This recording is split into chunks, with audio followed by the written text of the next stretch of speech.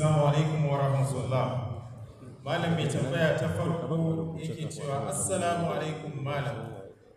My question is on Zakat, a third pillars of Islam. I am on third form PhD scholarship. The official duration for the study is 3 years, whereas there may be extension of 1 or 2 to 3 years. In the first 3 years, a scholar is funded that is given money for upkeep that runs into millions, well above nisab of zakat. The monies are given in 3 tranches yearly for maximum of 3 years. 3 tranches yearly after every 4 months. Okay. Yes. However, in case of extensions, one has to source out for monies to complete his or her studies. The monies are normally used aside study affairs, such as purchase of land, of houses, plot of land. Sorry, repeat that sentence. The monies are normally used aside study affairs, such as... Okay, by the beneficiaries. Exactly. Okay. Such as purchases of houses, plot of lands, businesses, Hajj and Umrah, among others, just as pleased. Now, the question is Zakat arm spending on the third fund money? 2. I will be glad to know if the answer to the above is positive. Then, when are the monies due for Zakat? Yearly as they are paid or after graduation? Bearing in mind that one spends the monies without constraints, but there is possibility of having extended study beyond telephone coverage. Allah ya kara wa Prof lafiya da ɗaukaka, truly is lover for the sake of Allah. Dan Allah a taimaka a tambaya mu malam. Wish you successes in the field of endeavor. Islam. Wannan ai thesis ne na research na na ko degree ko MSc a yago. Don hana so yanzu wannan da Hausa ko da Turanci, don ya haɗa Turanci da Hausa. Da wani yare za a amsa masa?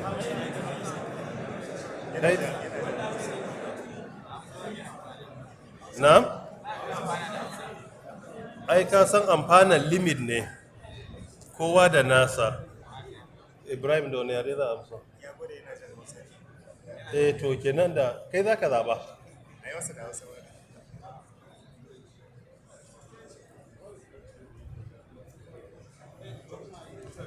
Is there anyone who cannot understand Hausa here?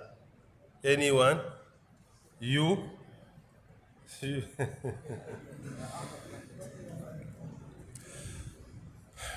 Wa alaikum assalam wa rahmatullahi wa barakatuhu.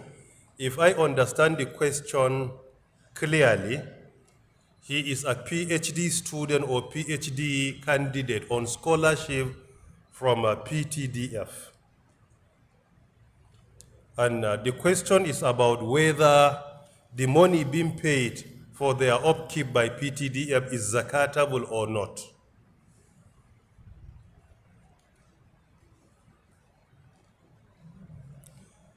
His Eminence, Sheikh Muhammad Saleh Al-Uthaymin Al-Wahibi At-Tamimi Rahmatullahi Alayh, in his commentary on the Bulugul Maram entitled Fathu Dhil Jalali Wal Ikram, while explaining the book of Zakah in chapter 6, from around page 171 to 175, he spoke extensively on this issue and many issues that are similar.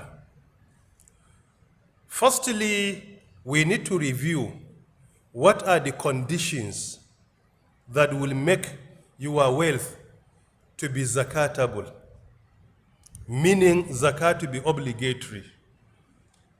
Conditions are 3 or maximum 4 involving the beneficiaries. Firstly, you must be a Muslim. Any person who is not a Muslim, zakah is not obligatory on him. But the first condition, zakah should be given out by a Muslim. 2, it must reach the minimum threshold of zakah. The minimum threshold of zakah is being computed either using gold or silver. Gold, the minimum is around 87.5 grams. So any amount that reaches this threshold, then zakah is applicable. And the third condition is that threshold should be reach a minimum of 1 year using a lunar calendar. Are you following? Yes. These are the 3 conditions. Then we need to do what we call synthetic analysis, comparing his own situation with these conditions. Firstly, by implication, he is a Muslim. That is why he forwarded the question to us. So the first condition has been fulfilled. The second condition, that amount must reach the minimum threshold. That minimum threshold, what is the total amount in Naira today? Sorry? So what is important, he clearly stated that what they are being paid reaches the minimum threshold. So if it is quarterly, it is either in dollar or in pounds or in euro. So as long as they are being paid around $3,000, $4,000 or euro or pounds, then that reach a minimum threshold for zakah. Then the second condition has been fulfilled, as he earlier stated clearly. Then the third condition is to reach a minimum of 1 year. 1 lunar year, not Gregorian, but lunar calendar, Hijra calendar. In this situation, he said, they are being paid after every 4 months, 3 times a year. So the question is, if you are saving the money to reach up to 1 year without spending, then definitely zakah is obligatory on that saving. Are you following? Yes. As long as that saving reaches 1 year, then zakah is applicable and is mandatory. But if you use the money for upkeep, to pay for your rent, your bills, and for your shopping, and the remaining amount you immediately invest, either in building a house or buying a property, then in that situation, zakah is not applicable on that amount of money, because you are not saving it, but rather you are taking it to spend somewhere. This takes us to the next stage of his question, that they are buying like lands or houses with the money. So the next question is zakah applicable on our homes and our houses or any property we purchase like land? Are you following? Then we need to ask ourselves this question. If you look at the fatwa of Al-Mawsu' al-Fiqhiyya, where they spoke on the issue of zakah, particularly in volume 13, and also the fatwa of Lajna ad-Da'ima, Lajnat al-Buhuth al-Ilmiyya, where they also spoke on zakah in volume 11, from around page 233 to around 235, they said, if you invest your money in a property like building a house or purchasing a house, the first question to be asked is this house for your personal use or for the purpose of a trade, business? If it is for business, then zakah is obligatory. But any property you purchase in order to personally use it, whether homes or lands, as long as they are for personal use, then zakah is not applicable on that. Zakah is only applicable on the property you purchase for the sake of investment or business, or for the sake of trade. In that situation, zakah is applicable. So you need to ask yourself, is this money you are investing for business, or you are a developer? then whatever you invest, even if the building is incomplete, zakah is applicable. It is not a condition that you must complete. Building under construction, as long as it's for business, then zakah is applicable on that. However, if you invest the money in purchasing a land without in any way determining what you want to do with that land, you are yet to decide whether it's for business, whether it is for building your personal home. Is zakah applicable or not? According to the Mawsu' al-Fiqhiyya, in the same volume, there is no zakah on it until you finally decide what to do with it. If you decide in order to build a house, no zakah. If you decide it is for business or for trade or for investment, then zakah is applicable. And indeed, Allah is the all-knowing. This next question. Malam mai tambaya ta biyu shi ma dai akan zakka ne yake cewa assalamu alaikum ya sheikh. Ina miƙo saƙon fatan alkhairi daga masoyinka a Makka, Saudi Arabia. Allah ya ji kan iyaye. Tambaya ta don Allah malam, yaya zakkar kuɗi take ga wadda yake wani ƙasa wadda ba ƙasarsa ba, kamar mu da muke ƙasar Saudi Arabia, sa'annan ya halatta ya aika wa mabukatar ƙasa irin Najeriya wato zakka. A shawarwa lafiya daga Shamsu S. Muhammad Ɗanbatta, mazaunin Makka, Saudi Arabia. Bahaushe ya ce gidan daɗi na nesa, wai wata halittar Allah ta leƙa wani wuri. Ƙaran ma ya gane go?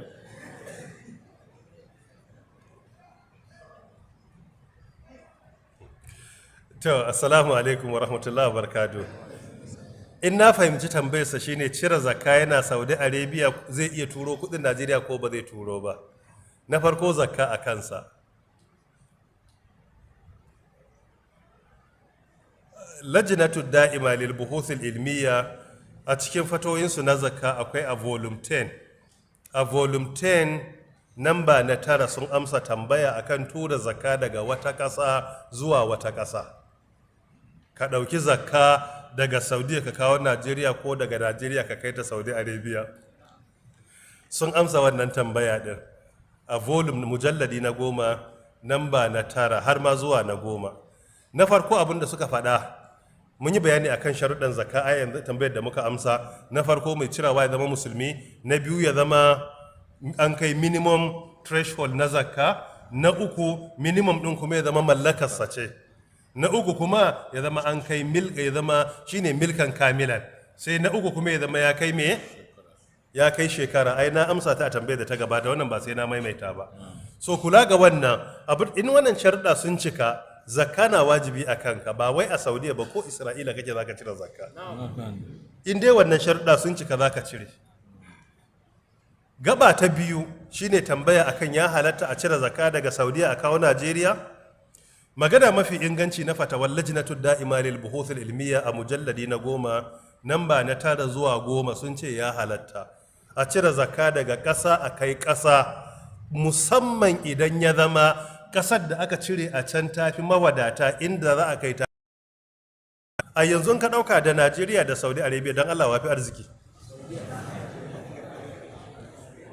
GDP gross domestic product na Saudiya ya haura 1 trillion naira yanzu. Na Najeriya a yanzu bai wuce naira, bai ma cika biliyan 300 ba, dala biliyan 300, sunansa ya haura 1 trillion dollars. Kaga mu muna da population wajen miliyan 220. Saudi Arabia da 'yan ƙasa da baƙi duka bai wuce miliyan 35 ba, kuma a wannan adadin kashi kusan 40 cikin 100 baƙi ne. Yawanci kawai direbobinsu ne daga masu hidima a gida sai da mai, a'a masu gine-ginensu daga Pakistan, daga Ingila, daga Bangladesh, daga Egypt, daga Syria da sauran kasashe, including dan uwa dan batta da ke can. Kaga kenan arzikinsu ya fi namu. In ka ɗauki GDP per head, wato GDP per capita, GDP per capita shine ka ɗauki GDP total ɗinsa sai ka yi divide by total number na population, sai ya baka karfin arzikin kasar. in ka ɗauki na Najeriya ka ɗauki population ɗinmu around 220 million da adadin kudin yana nuna cewa a shekara guda anin ɗin mutum gaba ɗaya a Najeriya dala 2,000 ne, wani lokaci ma bai kai haka ba kowane mutum shine averagely. Amma an ka ɗauki na Saudi Arabia kowane mutum dala 23,000 ne. Kaga anan in ka ɗauka sun ninka mu sama da nawa, sama da sau 11. To kaga anan ya bayyana sun fi mu arziki. Kula ga wannan fahimtar Shafi'iyya da Hanafiyya da Hanabila ɗaukan zakka daga ƙasa zuwa ƙasa ya halatta. Dalilinsu sun dogara da hadisin nan na Mu'azu bin Jabal wanda fiyayyen halitta ya aika shi zuwa ga Yaman.